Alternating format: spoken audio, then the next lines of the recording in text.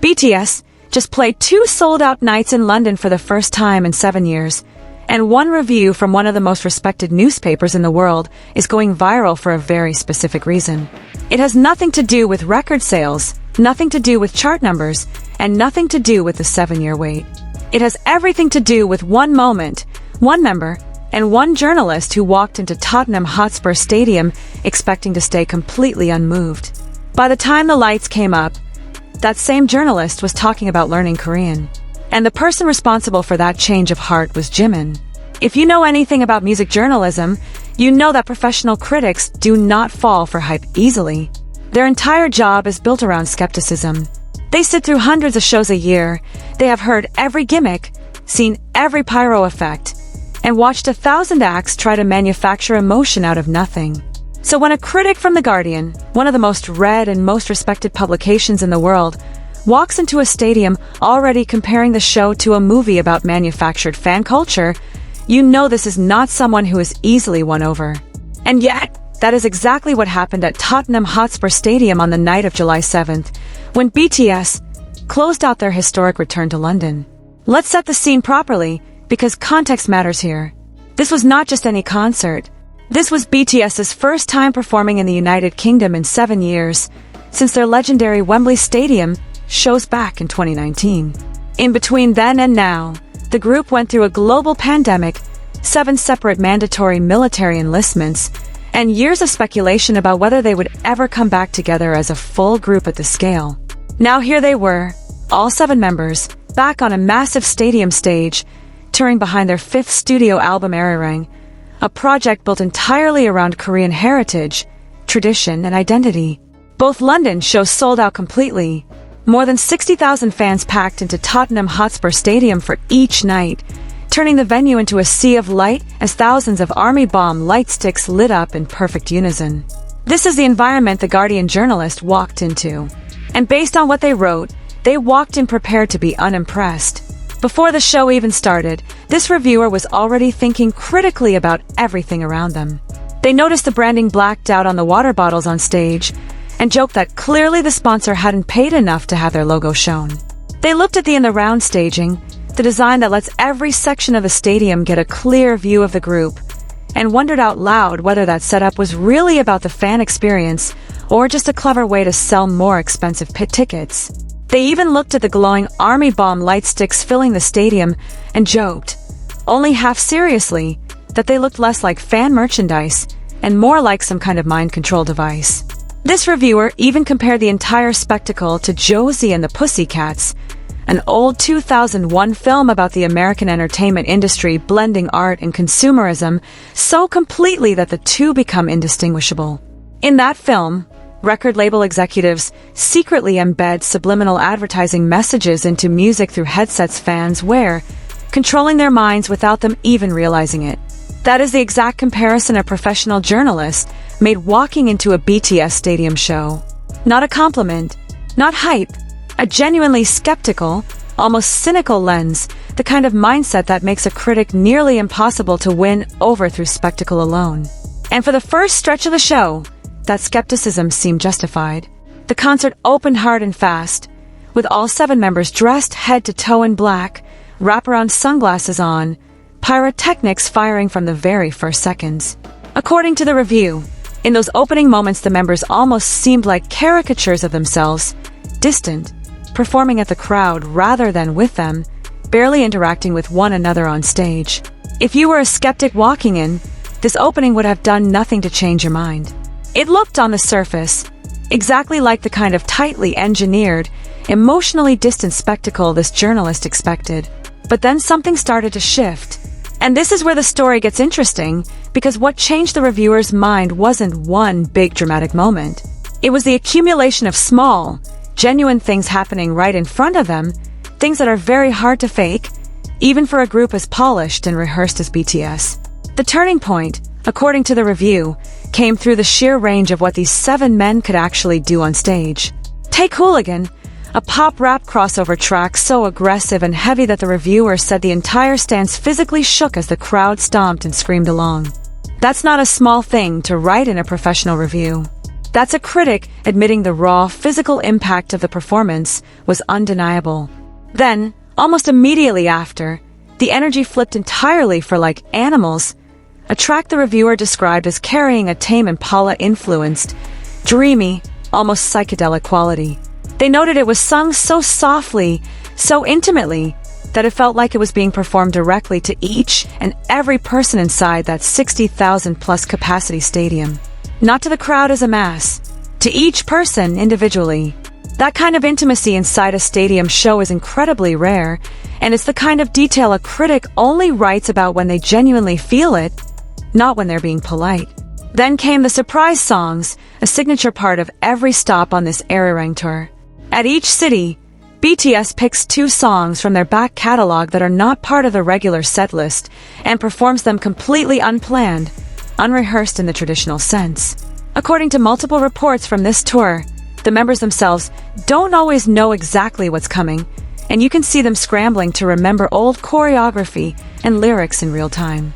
The Guardian review specifically pointed out how much genuine delight this section brought out in the members themselves, describing them grinning and singing along to each other's parts like they were having just as much fun discovering the moment as the fans were. This is the part where the review makes something very clear. The joy on that stage was not a performance of joy. It was actual joy, and the crowd could feel the difference immediately. And then there's the crowd itself.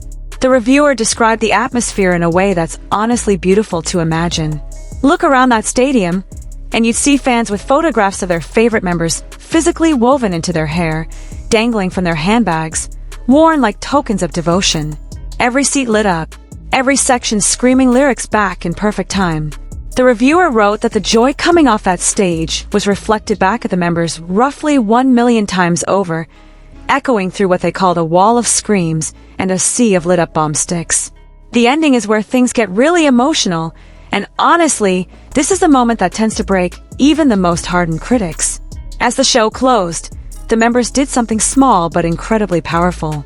They removed their in-ear monitors, the tiny devices performers wear so they can hear themselves over a screaming stadium. They took them out specifically so they could hear, unfiltered, 60,000 fans singing their song into the sun back to them, live, in real time, with nothing between the artists and the sound of their own fans' voices. Picture that for a second. After everything these 7 men have been through, the years apart, the military service, the uncertainty about whether they'd ever stand on a stage like this together again, they chose to strip away the technology and just listen. Just be present in that moment with the people who never stopped waiting for them. And it was at this exact point, in this atmosphere, that The Guardian's own words became the headline that would end up defining the entire review. The journalist admitted they had walked into the show feeling completely neutral, maybe even a little cynical, about the entire spectacle. But by the time the lights came up, they had a favorite member, and that member was Jimin. Let that sink in for a second, because this is not an ARMY account. This is not a fan page. This is a professional music critic writing for one of the largest and most trusted newspapers on the planet, publicly admitting that Jimin specifically was the person who broke through their skepticism.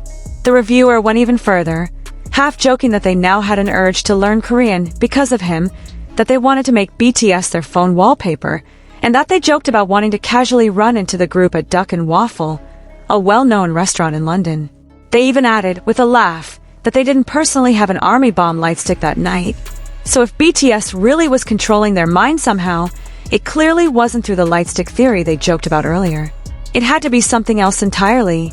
And then came the line that has been quoted everywhere since this review went live.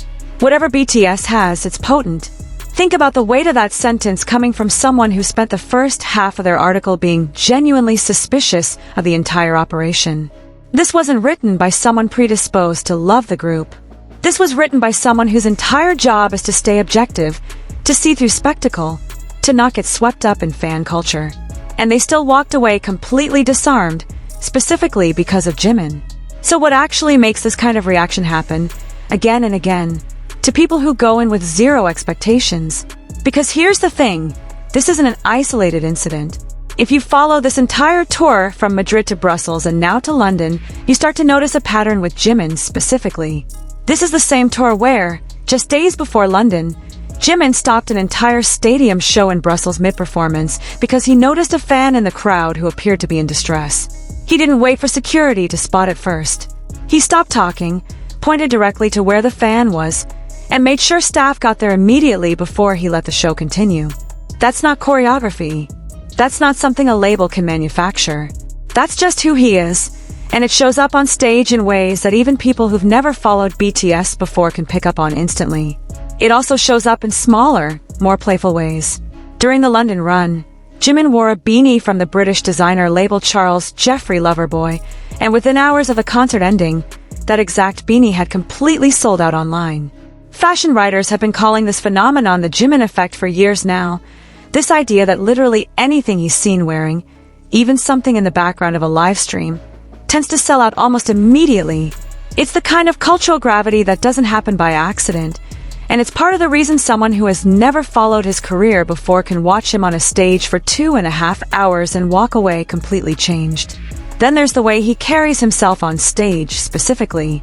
Throughout this era-rang tour, Jimin has been performing with long, flowing blonde hair, a look Billboard described as somewhere between a 1970s shag and a David Bowie-era mane, and by the time the tour reached London, that look was reportedly at its absolute peak, whipping dramatically with every movement during the more intense parts of the set.